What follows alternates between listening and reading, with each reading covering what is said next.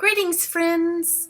It's Denise again, and now I have another fairy tale for you, and this is a collage I'm working on as an illustration for the fairy tale of the Pooka and Tim Dorney. It's an Irish fairy tale. In the old country of Ireland, there is said to be a mischievous being called a Pooka. He is said to look much like a pony with shaggy hair.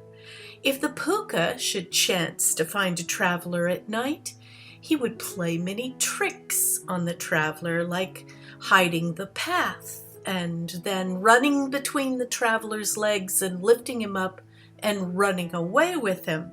Sometimes the Pooka would run at stone walls with the unhappy rider and stop suddenly, causing him to fly over the stone wall or into hedges and trees. In the county of Kearney, there was a marsh owned by Tim Dorney, whose parents had died and left him the farm. His ancestors had owned that farm for many generations, and so the stories of the Pooka had been passed down. Tim Dorney's ancestors had been smart enough not to disturb the goblin Pooka or to travel at night in the marshes. But Tim didn't believe in such things, and so Tim had started the habit of checking the borders of his farm to be sure none of his cows had gotten out, even at night.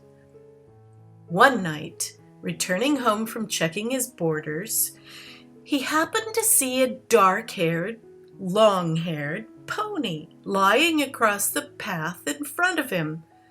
He tried to step over the pony, but immediately the Pooka, for it was he, jumped up, and with Tim on his back, he ran whirlwind away with him, brushing him up against hedges and walls and trees along the way.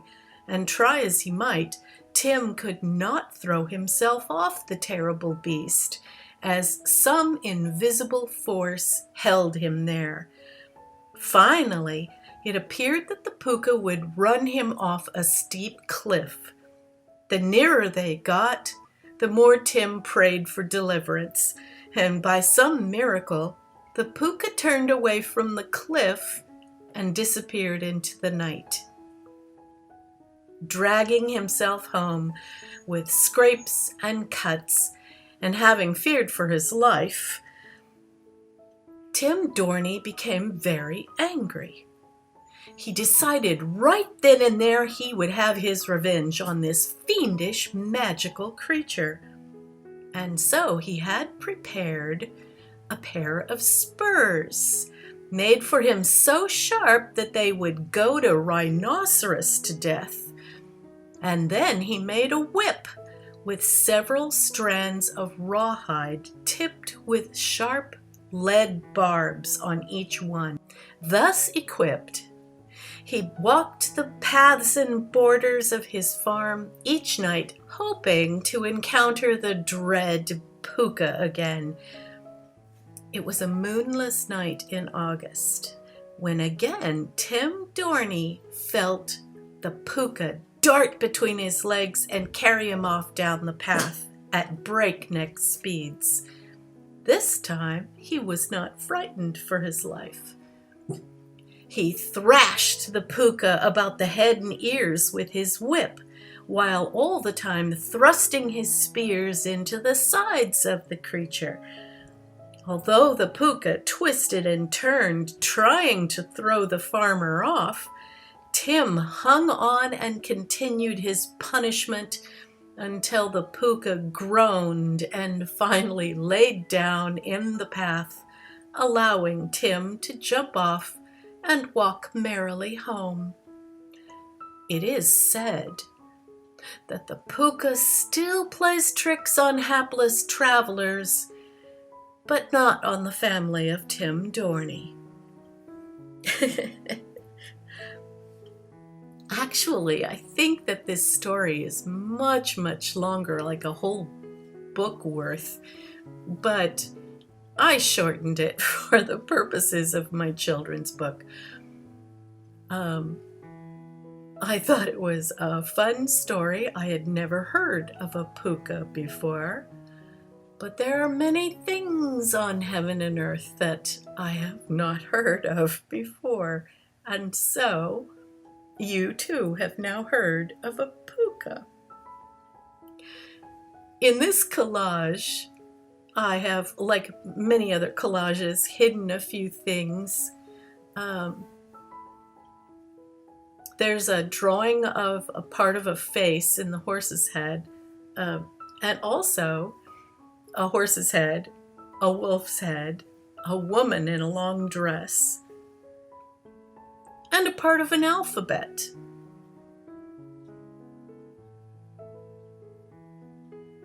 I found they were awfully fun to hide things.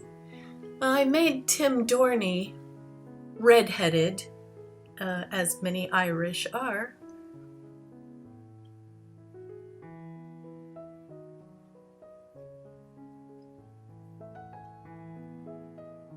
And of course I've got lots of blue in this one because the background will be very dark. It's a starry night in August, and so this has to stand out against a very dark navy blue background.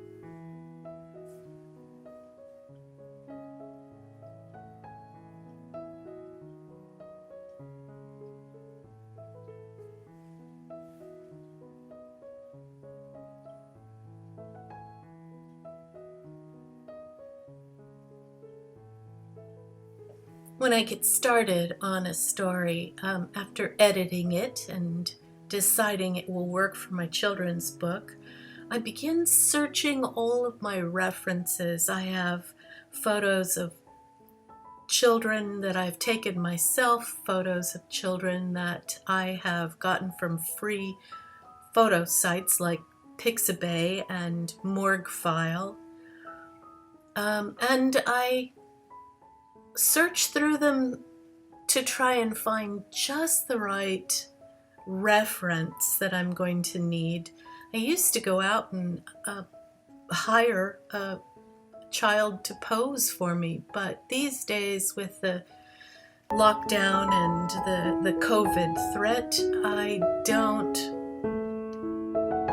don't enlist any children's help. I don't want to expose anybody, just in case. So I just use the references that I have at hand. This one worked very well because the little boy had his finger against his mouth, and I thought, oh, he looks very thoughtful, like he is coming up with a scheme.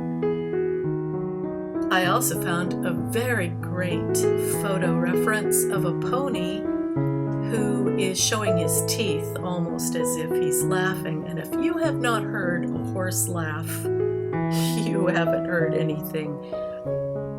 They do have a wicked sense of humor. I ought to know. I was raised around horses. My father had several, and we housed a pony for a friend. The horses were very prejudiced against the pony and used to do some pretty wicked things, like urinating on his food and chasing him away from his food and kicking at him, biting him. They were very rude.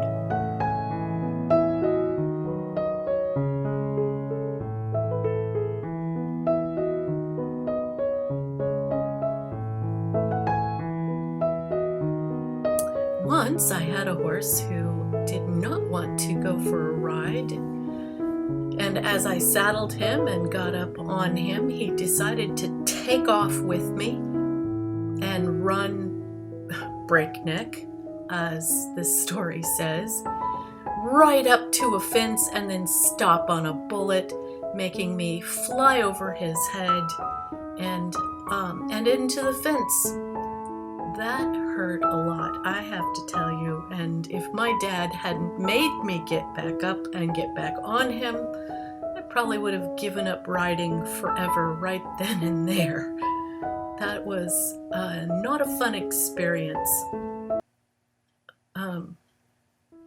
It's one of those things where the horse is big and he can almost do what he wants to unless you show him who's boss. And well, at the age of 12, the horse knew I was not boss. And so, there we have it, the finished Pooka and Tim Dorney. I hope you enjoyed my story. I hope you enjoyed my collage. And I hope you subscribe. Check out some of my links below. And do come again. I appreciate everyone who checks me out. Thank you so much. Bye now.